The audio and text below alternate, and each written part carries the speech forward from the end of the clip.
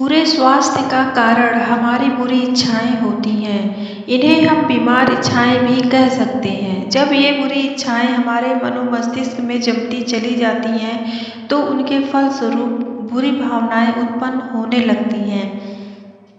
दोस्तों, मेरे चैनल को सब्सक्राइब कीजिएगा, लाइक शेयर और कमेंट भी करिएगा। मैं आपके लिए ऐसी मोटिवेशनल वीडियोस लाती रहूँगी। बुद्ध कहते हैं कि बुरे स्वास्थ्य का कारण हमारी बुरी इच्छाएं होती हैं। जब हम बुरा सोचते हैं तो हमारे साथ वही होने लगता है। इसका नतीजा यह होता है कि हम बीमार पड़ जाते हैं। इस प्रकार से उत्पन्न रोगों को ठीक करने की विधि बुरी इच्छाओं को छोड़कर उनके स्थान पर अच्छी या शुभ इच्छाओं को धारण करना है। इसके लिए हमें अपने मन में सभी की भलाई और कल्याण की कामना करने वाले निस्वार्थ प्रेम से पूर्ण विचारों को बार बार दोहराना चाहिए। यह दोहराने से ऊपर से नहीं बल्कि हृदय से होने चाहिए, सच्चे हृदय से होना चाहिए। भगवान बुद्ध कहते हैं कि एक बार मुझे एक धनवान व्यक्ति मिला। उसकी भूख बहुत कम हो गई थी, नींद गायब हो गई थी, पेट भी खराब रहता था और वह अपने हाथों तथा उंगलियों में पीड़ा का अनुभव करता था। उसकी बीमारी का कारण शारीरिक नहीं बल्कि मानसिक था। वे कहते हैं कि यदि वह अपने को सीधा सच्चा बना ले तो बीमारी अपने आप ठीक हो जाएगी। सीधा सच्चा बनाने से मतलब अपने मन के विचारों को ठीक कर लो।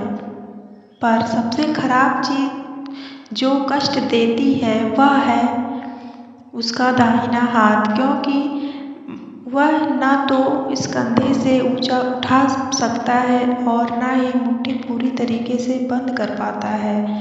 उससे कुछ देर बात करने पे पता चला कि वह एक ऐसा आदमी है जो अपनी सही आलोचना भी सहन नहीं कर सकता। धनवान होने के कारण वह हाँ जी कहने वाले लोगों से ही घिरा रहता था। एक बार उसका किसी नज़दीक आदमी से एक बार पर विरोध कर दिया था। उससे वह इतना नाराज था कि गुस्से से बोला, मैं उसको खत्म करने के लिए अपना दाहिना हाथ तक दे सकता हूँ। आगे की बातचीत में भी उसने उसका विरोध करने वाले व्यक्ति की ओर बेहद घृणा और हिंसा की भावनाएं प्रकट की। उसे दंड देने के लिए अपना दाहिना हाथ देने की बात भी कई बार दोहराई। उसकी ऐसी मानसिक स्थिति को देखते हुए लगा कि वह उसे घृणा की आदत पड़ चुकी है। यदि आप स्वस्थ होना चाहते हैं तो इस घृणा को त्याग कर प्रेम की भावनाएं अपनाइए। अपने विरोधी से इतनी घृणा न करिए कि वह घृणा जहर बनकर आप ही को कष्ट दे, नुकसान पहुंचाए। यह मैं कैसे कर सकता हूँ? उसने पूछा। अपने विरोधी की उन्नति और भलाई के लिए परमात्मा से प्रार्थना करो। उस प्रार्थना को तब तक नित्य प्रति दोहराओ जब तक कि आपकी घृणा प्रेम में नहीं बदल जाती। पूरे हृदय से उसकी भलाई की चाह परमात्मा से करो। वह बहुत स्पष्टवादी था। उसने स्पष्ट शब्दों में कह दिया, मैं परमात्मा से उस व्यक्ति की भलाई करने के लिए प्रार्थना नहीं कर सकता। मैंने उसकी स्पष्टवादिता की सराहना करते हुए उसे समझाया कि आप एक सच्चे आदमी हैं। परमात्मा आप जैसे लोगों को प्यार करता है। आप उस आदमी से घृणा करके अपना ही नुकसान कर रहे हो। उसके बाद वो प्रार्थना करने के लिए सहमत हो गया। उसने उससे अनुरोध किया कि वह परमात्मा से जो प्रार्थना करे बोल कर करे ताकि मैं उसे सुन सकूं। उसने प्रार्थना शुरू की, हे प्रभु, मुझे बताया गया कि उस दुष्ट आदमी के लिए मैं प्रार्थना करूं, बस इसलिए यह प्रार्थना कर रहा हूं, वरना मैं उसके लिए कभी प्रार्थना नहीं करता। मैंने उसे बीच में टोकते हुए कहा, प्रार्थना मेरे कहने से नहीं, स्वयं अपने मन से करो, वरना आपको लाभ नहीं होगा। यह मुझसे कैसे हो सकेगा? उसने अपने मन की सच्चाई।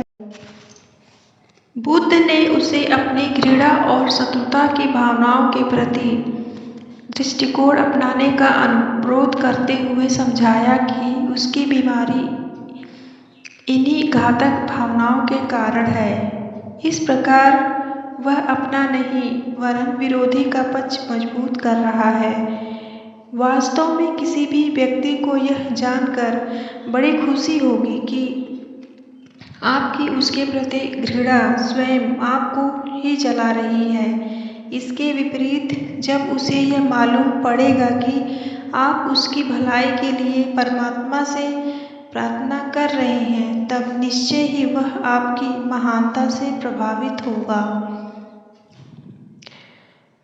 उसके मन को बदल देगा। उसने मेरे सामने पूरे हृदय से अपने विरोधी की भलाई और अपने स्वास्थ्य लाभ के लिए प्रार्थना की। उसे सलाह दी कि वह नित्य नियम से वही प्रार्थना करे। उसने मेरी सलाह मान ली। इस घटना के कुछ सप्ताह बाद मुझे वह मिला। उसने खुशी से अपना हाथ ऊंचा उठाते हुए कहा, इस हाथ को देखिए, अब मैं अपनी मुट्ठी भी बंद कर सकता हूँ। विचित्र बात यह है कि मैं अपने विरोधी को अब पसंद करने लगा हूँ। हम एक दूसरे के विचारों को समझने लगे हैं। प्रार्थना ने उसमें क्रांतिकारी परिवर्तन कर दिया। नित्य नियम से वह धार्मिक पुस्तकें भी पढ़ता था। धर्म के परोपकार करने के सिद्धांत को उसने अपने जीवन में अपना लिया। उसका मानना था कि हमें ईश्वर द्वारा दिए गए वरदानों का लाभ दूसरों को भी देना चाहिए। आप उन्हें अगर दूसरों को बांटते नहीं तो वे आपके पास स्थायी रूप से नहीं रह सकते हैं। अस्वस्थ विचार तथा दृष्टिकोण रोगों का रूप लेकर हमारे जीवन को कष्टमय बनाते हैं। हमारे बुरे विचार और हमारी बीमारी में गहरा संबंध होता है। अगर हम अच्छा सोचेंगे तो हमारा स्वास्थ्य अच्छा रहेगा। अगर हम खराब सोचेंगे तो हमारा शरीर स्वस्थ नहीं रह पाएगा। इसलिए हमें हमेशा अच्छी सोच के साथ अपने स्वास्थ्य का भी ध्यान रखना होगा।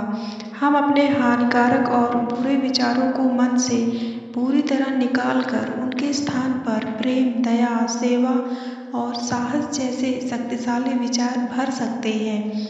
इससे हमारा जीवन स्वास्थ्य, प्रसन्नता और उत्साह के सुखद प्रकाश से आलोकित हो जाएगा। व्यक्ति में जिंदादिली और गतिशीलता सरलता से नहीं आती। इसके लिए उसे शक्ति तथा प्रेरणा देने वाले विश्वास पर आधारित होना पड़ता है।